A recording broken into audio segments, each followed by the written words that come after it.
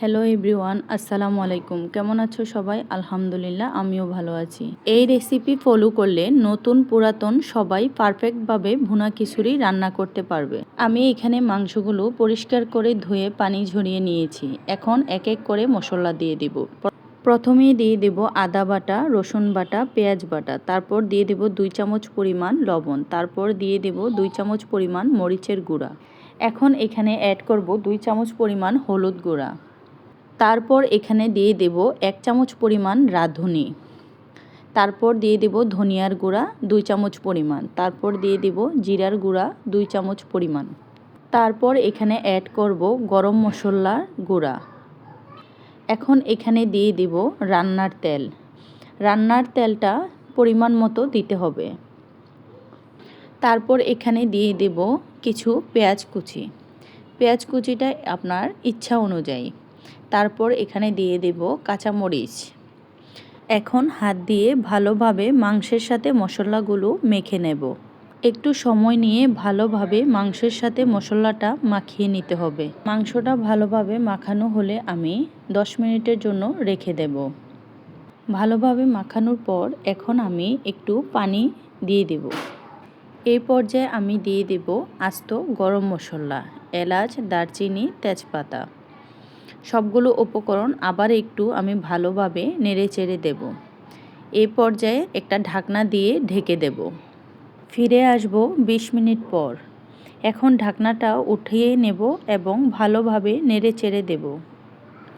চুলাটা মিডিয়াম আঁচে রেখে ভালোভাবে মাংসগুলো কষিয়ে নেব। মাংস থেকে যে পানি বের হয়েছিল তা সব শুকিয়ে এসেছে। এই পর্যায়ে আমি অন্য একটি পাত্রে তেল গরম করে নেব। এখন দিয়ে দেব পেঁয়াজ কুচি। এটা পরিমাণ মতো দিতে হবে। যেহেতু আমার চাল ডালের পরিমাণটা একটু বেশি, এই জন্য আমি এখানে লবণের পরিমাণটা একটু বেশিই দেব। এখন দিয়ে দেব আস্ত গরম মশলা। গরম মশলা দেওয়ার পর ভালোভাবে নেড়ে চেড়ে অ্যাড করে দেব চাল ডাল, আগে থেকে ধুয়ে রাখা চাল ডালগুলো। এখন এই চাল ডালগুলোর সাথে অ্যাড করব মরিচের গুঁড়া, হলুদ গুঁড়া, জিরার গুঁড়া, ধনিয়ার গুঁড়া। সবগুলো উপকরণ আবার একটু ভালোভাবে আমি নেড়ে চেড়ে নেব, যাতে করে চালগুলো নিচে না লেগে যায়। চালটা ভালোভাবে ভাজা হয়ে গেলে এখন আমি অ্যাড করে দেব আগে থেকে রান্না করা গরুর মাংস।